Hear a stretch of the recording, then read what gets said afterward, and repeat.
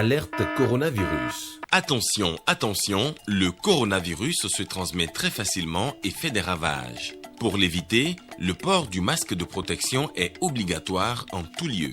Dans l'administration publique ou privée, dans les réunions, les rencontres, dans les marchés, les magasins, les boutiques et lors des déplacements, le port du masque est obligatoire. Même dans les lieux privés, dès lors que l'on n'est pas seul, le masque doit être le fidèle compagnon. Mais attention, le port de masque de protection ne dispense nullement d'appliquer les autres mesures de prévention, notamment le lavage des mains à l'eau et au savon et l'observance de la distance de sécurité sanitaire d'au moins 1 mètre entre personnes. Enfin, s'abstenir de porter des gants en vue du lavage régulier des mains à l'eau et au savon ou de l'application de gel hydroalcoolique. Pour tout savoir sur l'épidémie du coronavirus au Bénin, rendez-vous sur le site web www.gouv.bj/coronavirus. Ceci est un message du gouvernement de la République du Bénin. Session annuelle du comité mixte paritaire de concertation bénino-belge. La réunion se tient par visioconférence. Les projets de développement qui lient le Bénin et la Belgique y sont abordés.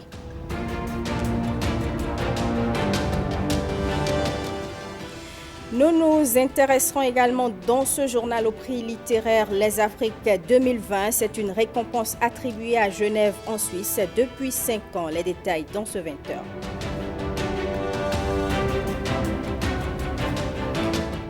Et puis au Burkina Faso, le président Roch Marc Christian Kaboré a été proclamé vainqueur de l'élection présidentielle au premier tour selon les résultats de la CENI publiés ce jeudi. Suite à l'annonce de son décès, les fans de Diego Maradona lui ont rendu hommage ce jeudi.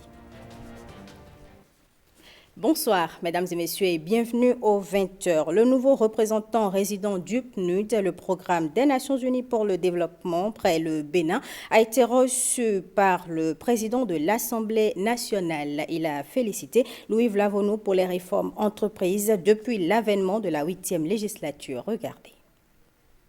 C'était d'abord et avant tout une visite de courtoisie, en train de faire le même exercice avec toutes les autorités du pays.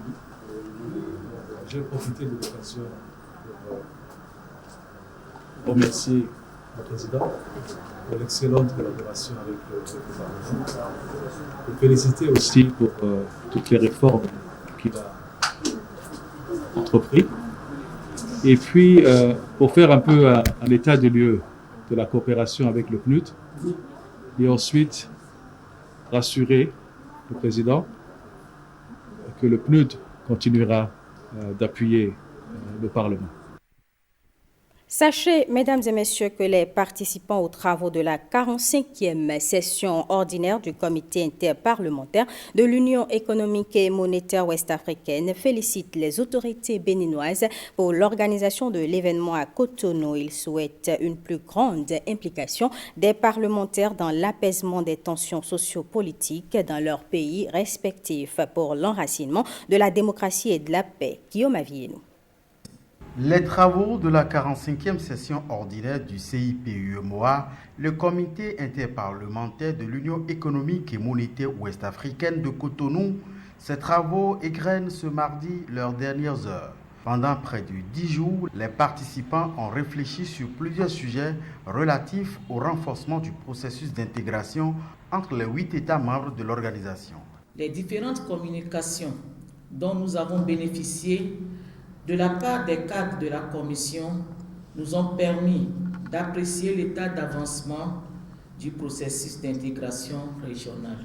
C'est le lieu de souligner que les débats enrichissants et les éclairages apportés sur certaines procédures ont été d'une grande unité pour les élus du peuple que nous sommes, notamment la programmation budgétaire et performante, sur la revue annuelle des réformes politiques, programmes et projets communautaires dans les États membres de l'Union et la présentation des résultats en matière de convergence des économies des États membres de l'UEMOA.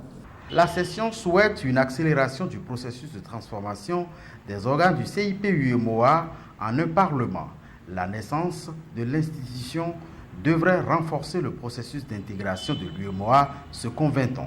Au titre de recommandation, ces assises de Cotonou demandent entre autres l'implication des parlementaires dans le processus d'apaisement des climats sociopolitiques dans leurs pays d'origine respectifs pour l'enracinement de la démocratie et de la paix. Tout en saluant l'état d'avancement des travaux de construction du futur siège du CIP UEMOA à Bamako, au Mali, les participants annoncent la tenue de la 46e session de l'organisation pour l'an prochain à Ouagadougou, au Burkina Faso. L'eau pour tous les Béninois reste une priorité pour le gouvernement. En 2021, il prévoit d'investir dans le secteur de l'eau 44 milliards de francs CFA. Le ministre de l'Eau et des Mines a présenté au Parlement le budget de son ministère en hausse de 10% comparé à celui de 2020. Et des 59 milliards, 44 milliards seront consacrés donc, simplement à l'eau. 44 milliards sont dédiés à l'eau. 3 milliards et quelques sont dédiés donc aux mines et le reste donc pour le pilotage du ministère et tout ce qui s'ensuit. Les localités qui ne sont pas touchées seront touchées en 2021. Pour la plupart, 2021 est l'année qui a été fixée pour l'atteinte de l'objectif en matière d'accès à l'eau potable pour tous à l'horizon, donc à cet horizon-là.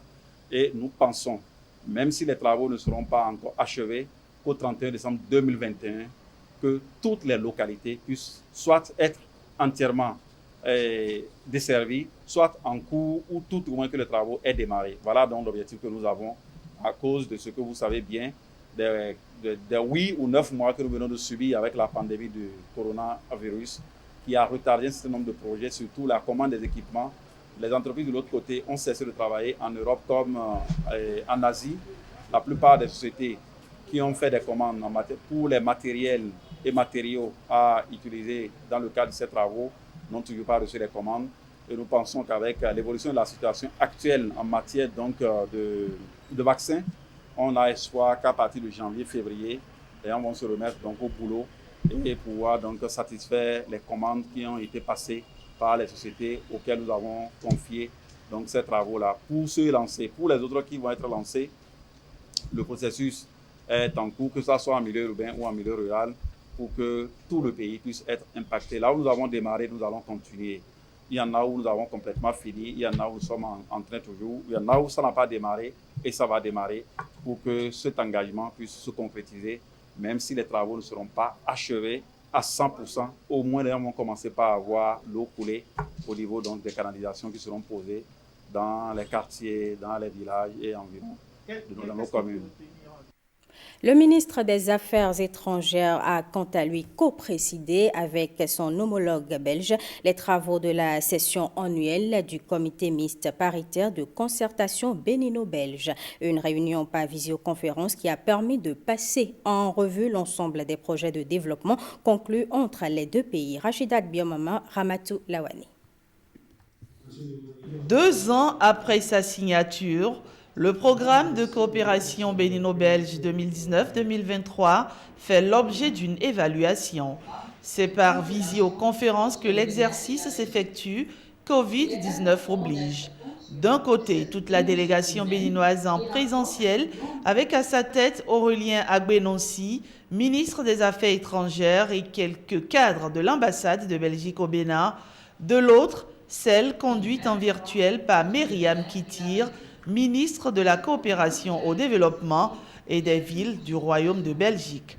Cette réunion est l'occasion de faire le point et prendre en compte le changement de contexte avec la pandémie du Covid-19, notamment ce changement qui affecte les populations les plus vulnérables.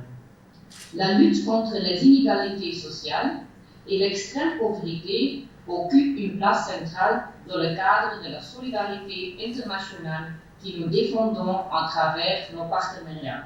La tenue ce jour de la session annuelle de notre comité mixte paritaire de concertation, rencontre statutaire consacrée dans le cadre de nos relations, s'inscrit en parfaite consonance avec le souhait du gouvernement du président Patrice Talon d'une évaluation et d'un suivi matriciel de la mise en œuvre des projets de développement conclus avec nos partenaires.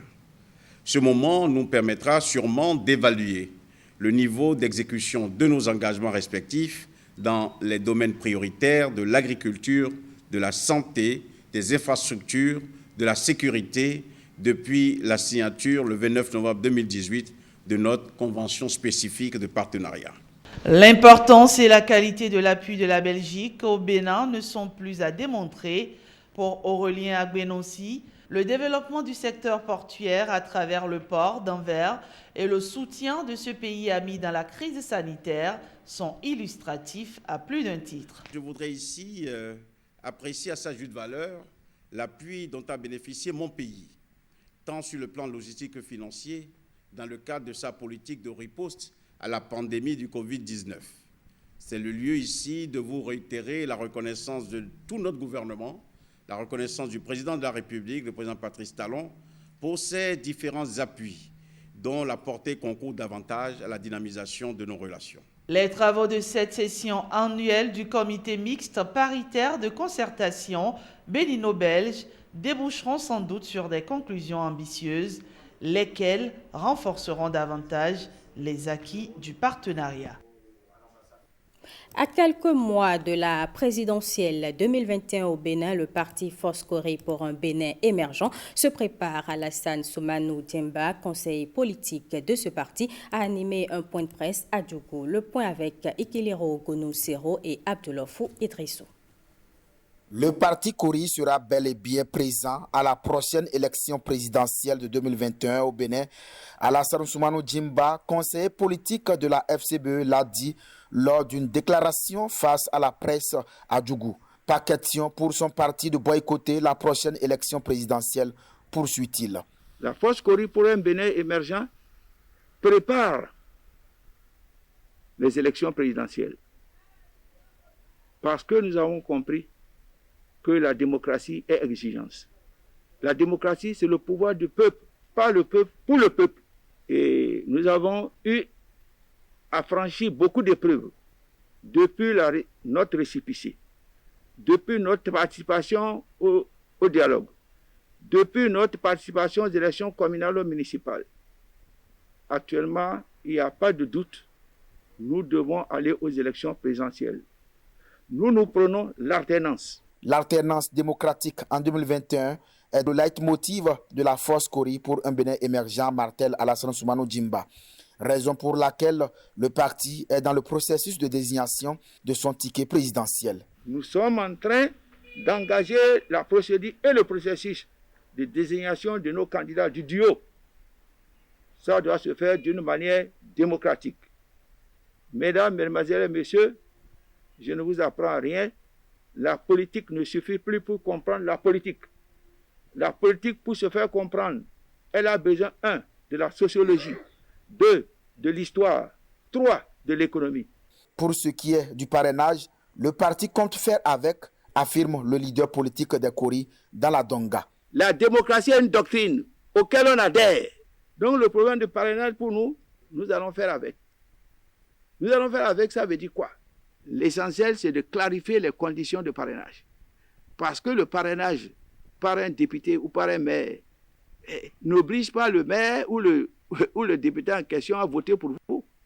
Quelqu'un même peut vous parrainer et voter contre vous. Prochainement, le bureau politique national de cette force de l'opposition va entamer une tournée à travers le territoire national, histoire de dynamiser davantage les cellules de base, dit Alassane Soumanou Djemba.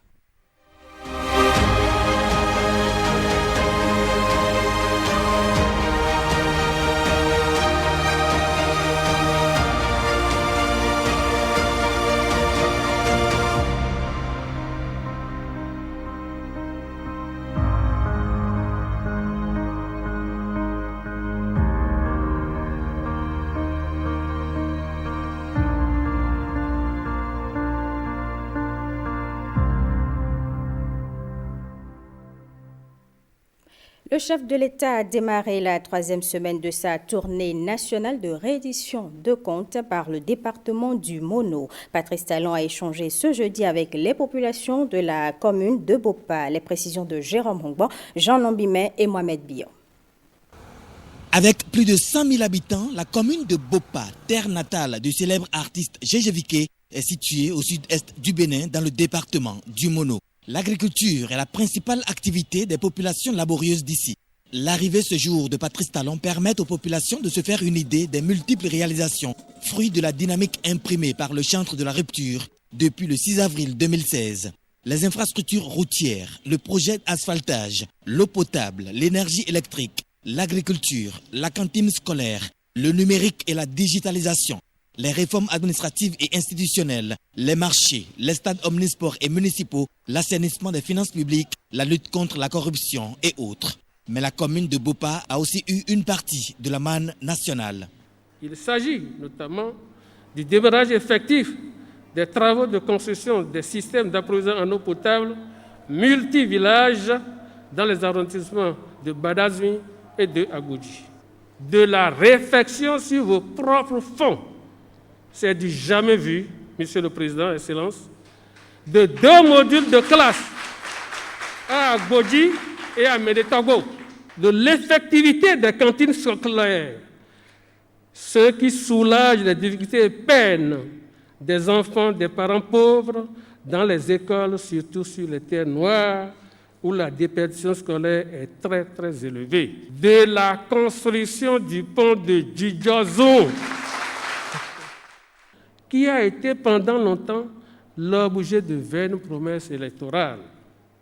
Sans tambour ni trompette, vous avez fait parler votre leadership, pragmatisme et votre sens d'écoute des cris de cœur de la population après le naufrage survenu ce soir du lundi 5 août 2019 sur le lac Aïmé, occasionnant 14 pertes de vies humaines. N'empêche qu'au nom des populations, le premier citoyen de cette ville exprime leurs attentes. Difficile accès aux terres cultivables qui constituent plus de 2/3 de la superficie de la commune. Le bitumage des voies stratégiques Bopa-Djidjozun-Lalo, Bopa-Djidjozun-Alada, Bopa-Lobogo, Tozumen-Dobo pour désenclaver la commune et permettre l'écoulement des produits agricoles, la construction du marché de Lobogo, le dragage du lac Aémé. Le chef de l'État rassure Bopa qu'elle aura aussi les infrastructures dont ont bénéficié les autres communes du Bénin. Les enfants du Bénin sont désormais debout. Que le Bénin est désormais debout pour se construire. Et ce sera dans la paix, dans la concorde. Nous avons bien apprécié la visite. Le chef de l'État est venu nous faire un bilan exhaustif et nous sommes très heureux. Nous avons confiance en lui parce que c'est un président, quand il dit le faire, il avance toujours devant. Nous aimons ça. Je suis très heureux de voir le président en face. J'ai 100% confiance en lui. C'est vrai qu'on ne peut pas faire confiance à un homme, mais en talent, c'est quelqu'un, même si c'est dur, il aime la vérité. Même si cette vérité peut te toucher, il va te le dire. Donc c'est ça, j'aime en lui. Le dragage du lac Aémé, les microcrédits aux plus pauvres à l'AFIA, la création de nouveaux commissariats sont entre autres messages d'espoir laissés par Patrice Talon à ses concitoyens de la commune de Bopa.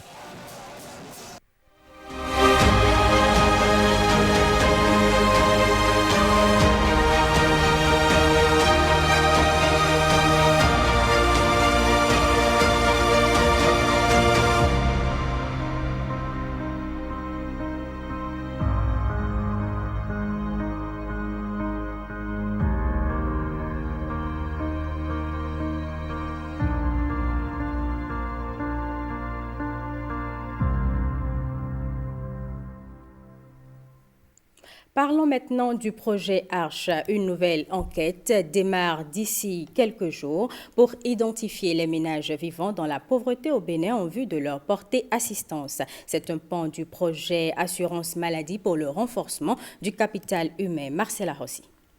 Bientôt, un registre social unique des bénéficiaires des programmes sociaux en République du Bénin. Le processus devant y aboutir démarre dans cette salle. Le projet Arche est dans sa phase active et veut couvrir tout le Bénin. Nous avons fini une phase pilote dans quelques communes du Bénin et au regard des conclusions tirées et des leçons issues de cette phase pilote, le gouvernement nous a autorisés à aller plus loin pour offrir à l'ensemble de toutes les communes du Bénin la possibilité de faire bénéficier aux pauvres de cette zone des services du projet Arche. Se faire identifier, c'est bénéficier gratuitement de l'assurance maladie, des microcrédits et de plusieurs autres services sociaux. Pour quelque motif que ce soit, aucun ménage pauvre ne devrait être laissé de côté. Chaque ménage non enquêté, c'est entre 5 et 7 personnes en moyenne que vous abandonnez dans la pauvreté pour plusieurs années. Je voudrais en appeler à votre sens patriotique. Le gouvernement du président Patrice Talon, en initiant le projet Arche, c'est surtout pour protéger et soutenir tous les Béninois démunis qui ont besoin de la protection et du soutien de l'État. Que nul ménage pauvre ne soit donc laissé de côté de votre fait. Ainsi, nous pouvons tous nous réjouir de votre travail lorsqu'à l'issue, toutes les personnes réellement pauvres seront enregistrées dans la base et prises en compte par Arche. Sur le terrain, les enquêteurs de l'Institut national de la statistique et de l'analyse économique auront besoin non seulement de la disponibilité, mais aussi de l'honnêteté et de l'objectivité dans les informations fournies par les ménages. Les questions qui seront là posées, il faut qu'ils répondent de façon objective, de façon réelle, afin de pouvoir permettre après, par les différents scores que nous ferons, de pouvoir dire si vraiment ils sont pauvres, ou si vraiment ils sont pauvres extrêmes, ou s'ils ne le sont pas. L'ONG Centre d'aide et de lutte contre les violences faites aux femmes et plusieurs autres associations œuvrent pour la défense des droits de la femme et de la jeune fille. Hier mercredi à Cotonou, plusieurs messages ont été véhiculés pour accentuer la lutte contre le harcèlement et surtout ses conséquences sanitaires et sociales. Gilles Dansou et Calvado Aranou pour le point. 16 jours d'activisme contre les violences basées sur le genre. Un véritable plaidoyer de l'ONG Centre d'aide et de lutte contre les violences faites aux femmes, Calvif. Pour éradiquer le phénomène, Calvif est bien entouré ici d'autres ONG qui font le même combat. Les statistiques parlent. Selon un sondage du ministère des Affaires sociales, sur 52% de la population que constituent les femmes, 69% ont déclaré avoir subi de violences une fois dans leur vie. L'incapacité pécuniaire des victimes pour se rendre dans les centres de santé à proximité ou pour se déplacer vers les CIPEC afin de faire une visite médicale, à l'issue de laquelle un certificat peut être délivré, reste un obstacle majeur pour réunir les preuves de leur agression. L'absence de ces certificats met les instances juridiques à charge en difficulté, favorisant la mise en liberté des agresseurs qui continuent de faire des victimes en laissant ces derniers dans une double souffrance. Le Centre d'aide et de lutte contre les violences faites aux femmes, en association avec plusieurs organismes de défense des droits des femmes ici présentes, voudrait adresser aux juridictions béninoises les doléances ci-après. La mise en place d'une unité spécialisée de prise en charge des victimes de violences au niveau de chaque tribunal pour améliorer le traitement des femmes victimes de violences. La vulgarisation de la loi numéro 2011-26 du 9 janvier 2012 portant prévention et répression des violences faites aux femmes en langue nationale et son application effective. La lutte est commune et ensemble le défi sera relevé. Il faut rompre le silence. Toutes les lois et conventions ratifiées par le Bénin appellent à l'égalité des sexes. Et la loi protège suffisamment la victime pour qu'elle continue de garder le silence. Vous n'avez pas à avoir peur. Rompez le silence, la loi vous protège. En son article 4, cette loi précise qu'aucune personne victime du harcèlement sexuel ne peut être sanctionnée ni licenciée pour avoir subi ou refusé de subir des agissements d'un employeur, de son représentant, d'un éducateur ou d'une éducatrice ou de toute personne abusant de l'autorité que lui donne sa fonction ou sa profession. Ensemble, donc, pour dire stop au harcèlement sous toutes ses formes. La journée internationale pour l'élimination de la violence à l'égard des femmes a aussi été marquée au Bénin par l'exposition de chaussures rouges à la place des Martyrs à Cotonou. C'est pour rendre hommage aux femmes victimes de violences. Fifamé Salomé Atadedi et Patrick Nimava nous en disent plus. Elina Chauvet est originaire de Ciudad Juárez au Mexique. Alors qu'elle était étudiante en architecture, sa sœur décède sous les coups de son mari. Cet homme ne sera jamais inculpé. Inconsolable, elle se réfugie dans l'art, essayant de trouver un moyen d'exprimer sa souffrance. L'exposition Zapotos Rojos est donc née en 2009 dans sa ville natale, en hommage aux femmes victimes de violences. Ce jour où le monde célèbre la journée internationale pour l'élimination des violences faites aux femmes, une centaine de paires de chaussures rouges envahissent cet espace public, la place des martyrs. Voici l'exposition d'art public proposée par Elina Chauvet depuis une dizaine d'années pour sensibiliser sur le féminicide. Les féminicides sont majoritairement commis par des hommes. Cette violence extrême touche les femmes, quel que soit le continent où elles vivent et quel que soit leur niveau de vie.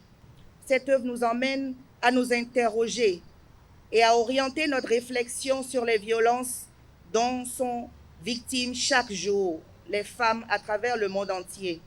Nous voudrions assurer notre total et ferme engagement à poursuivre la lutte contre le phénomène des violences faites aux femmes et aux filles et à œuvrer de manière à ce que tout le dispositif nécessaire soit implanté pour dénoncer toute forme de violence perpétrée à l'encontre des femmes au Bénin. Il me faudrait encore 15 minutes complètes pour rendre hommage individuellement à l'ensemble des 767 victimes de VBG, violences basées sur le genre, qui ont été prises en charge dans les 6 points de prise en charge du gouvernement appuyé par Médecins du Monde Suisse au Bénin entre le 1er janvier et le 31 octobre de cette année. Car dans le monde, on estime qu'une femme sur 3 est victime de violences physiques ou sexuelles. On ne compte pas encore les victimes de violences psychologiques. Ces paires de chaussures de diverses formes, toutes réunies dans un même espace, véhiculent un message. Le symbole de la chaussure est très édifiant. Toute femme ou fille victime de violence laisse souvent sur les lieux une chaussure ou une empreinte de son combat. Des femmes de toute origine confondues, à l'image de ces paires de chaussures. Des femmes de tout niveau socio-économique, à l'image de la diversité de ces chaussures. Des femmes qui saignent, parfois sur leur peau, toujours dans leur cœur. Des femmes blessées pour l'ensemble de leur vie. Aux 4 coins du monde, les visiteurs de l'exposition sont invités à laisser une émotion, un mot, une pensée, un poème, un témoignage. Et l'ensemble de ces mots réunis seront envoyés à l'artiste qui les exposera dans le cadre d'une grande œuvre participative. Le choix de la couleur rouge n'est pas anodin. Il symbolise non seulement la passion et l'amour, mais fait également écho au sang et à la violence. À quelques jours du palmarès du prix littéraire Les Afriques 2020, la rédaction s'est intéressée à cette récompense attribuée à Genève en Suisse depuis 5 ans. La sélection officielle de cette édition, le prix, ses spécificités et l'association qui l'apporte, Nicanor Kovi a scruté tout cela pour nous dans cet élément. À qui les 6 000 francs suisses promis aux vainqueurs du prix littéraire Les Afriques 2020? Bien malin qui pourra le dire sans être dans le secret des dieux ou des membres du jury pour être plus précis. Et en termes de sprint final, la carte de l'Afrique littéraire est dessinée entre 5 romans répartis sur 2 continents pour cette édition.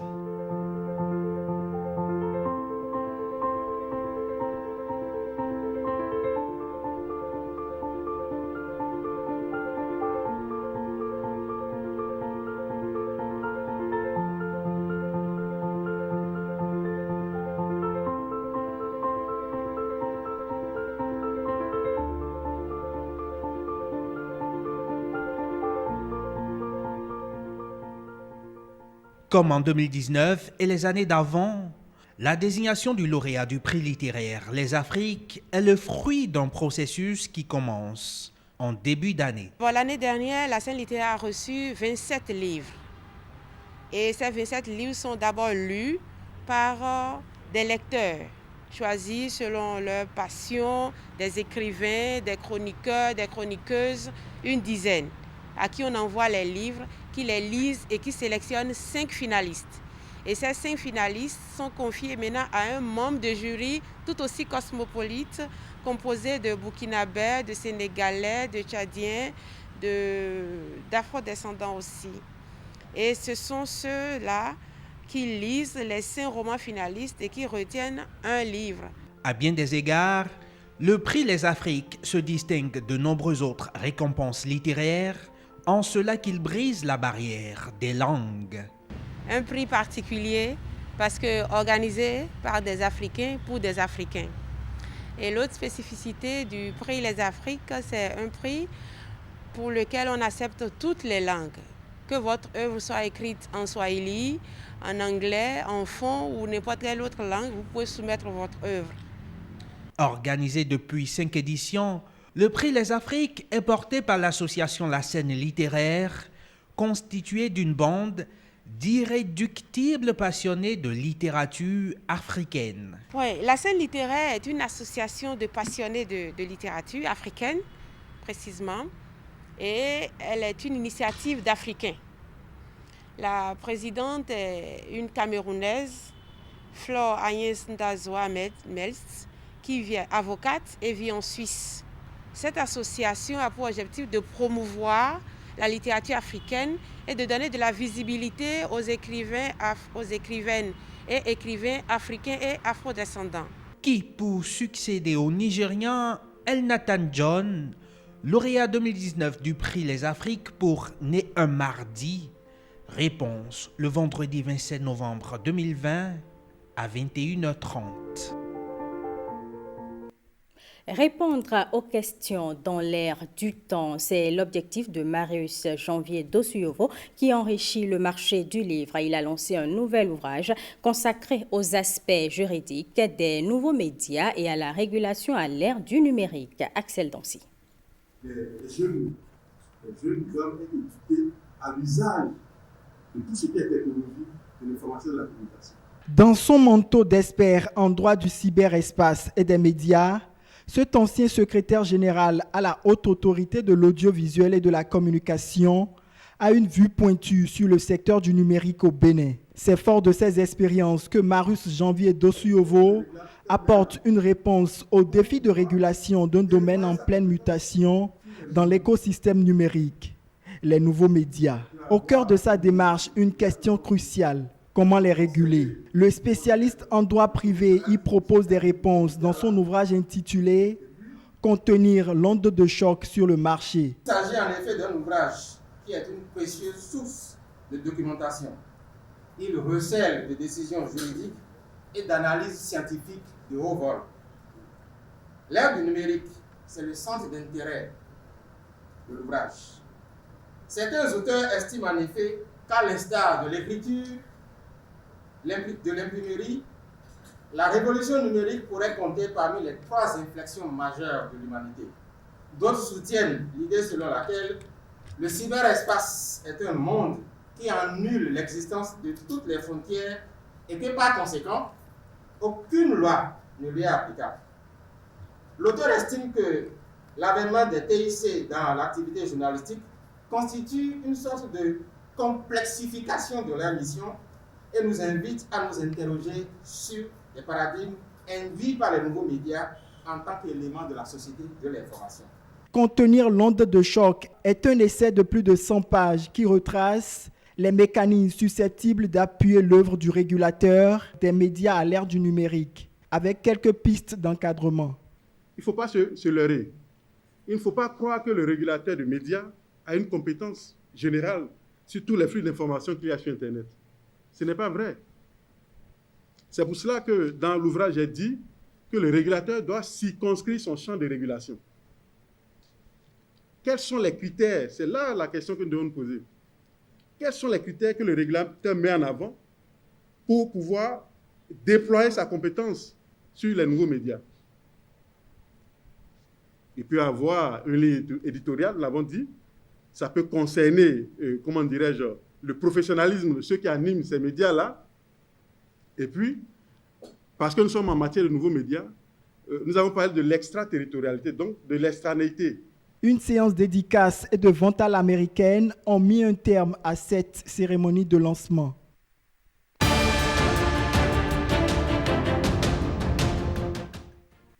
L'actualité internationale, c'est la réélection du président burkinabé selon les résultats publiés par la Commission électorale nationale indépendante CENI. Et puis, vous le savez, la légende du football mondial, Diego Maradona, est décédé un cours dur pour ses fans qui lui ont rendu hommage. Robert Copin-Dor. Au Burkina Faso, le président sortant Roch-Marc Christian Kaboré est réélu dès le premier tour avec 57,87% de suffrages pour un deuxième mandat. Après cette proclamation, M. Kaboré Roch Christian Marc, avec 57,87% des suffrages, est déclaré élu provisoirement dès le premier tour comme président du Faso à l'élection du 22 novembre. Edi Komboigo, candidat du parti de l'ex-président Blaise Compaoré, est deuxième avec 15,48% des voix devant Zéphirin Diabré, 12,46%, considéré comme le chef de file de l'opposition. En Argentine, les fans de Maradona forment une longue file d'attente sur la Plaza de Mayo de Buenos Aires pour voir le cercueil de la star du football exposé au palais présidentiel, la Casa Rosada. La veillée funèbre organisée par le gouvernement argentin à l'occasion du décès de la légende du football mondial Diego Maradona à 60 ans, des suites d'une crise cardiaque, a débuté ce jeudi matin au palais présidentiel de Buenos Aires en présence de dizaines de milliers de fans éplorés. Le président argentin Alberto Fernandez a décrété 3 jours de deuil national en hommage au PIB de Oro, champion du monde en 1986. En Italie, les Napolitains endeuillés pleurent Diego Maradona, dont la vie flamboyante et tragique entre amour et anarchie se confondait avec la leur. Les fans de la légende du football mondial se sont rassemblés ce jeudi au stade Sao Paulo de Naples pour rendre hommage à Diego Maradona, l'homme qui a mené Naples au sommet du football italien et au-delà. Je ne m'y attendais pas. Il nous a quittés comme il était arrivé. Par surprise, il nous a quittés. Nous n'avons pas choisi Maradona. Maradona a choisi Naples. Je suis venu hier soir aussi.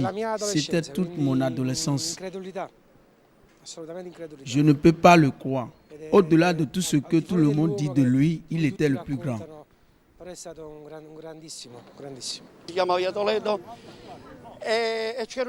Un jeune garçon pauvre s'est approché de la voiture de Maradona et a dit à Diego, « Diego, je suis pauvre, mais en te voyant, je deviens riche. » Et puis Maradona a pris 50 €, 50 000 livres à l'époque, et il les a donnés au pauvre garçon.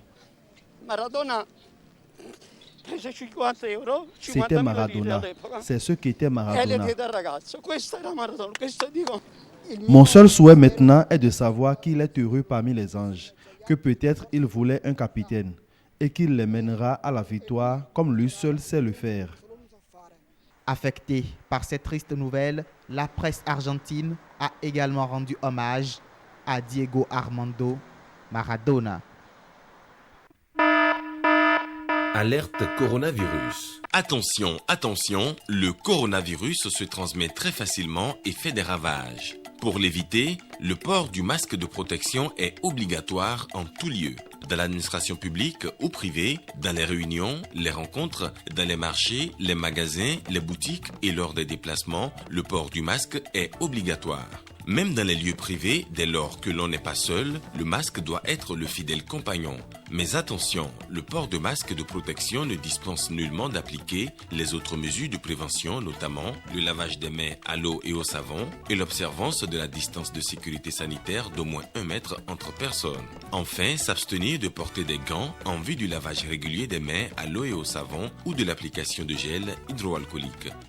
Pour tout savoir sur l'épidémie du coronavirus au Bénin, rendez-vous sur le site web www.gouv.bj/coronavirus. Ceci est un message du gouvernement de la République du Bénin. Ce sera tout, mesdames et messieurs, pour ce journal. Merci pour votre attention. Retrouvez à 23h30 Estelle Pazou pour le JT Soir.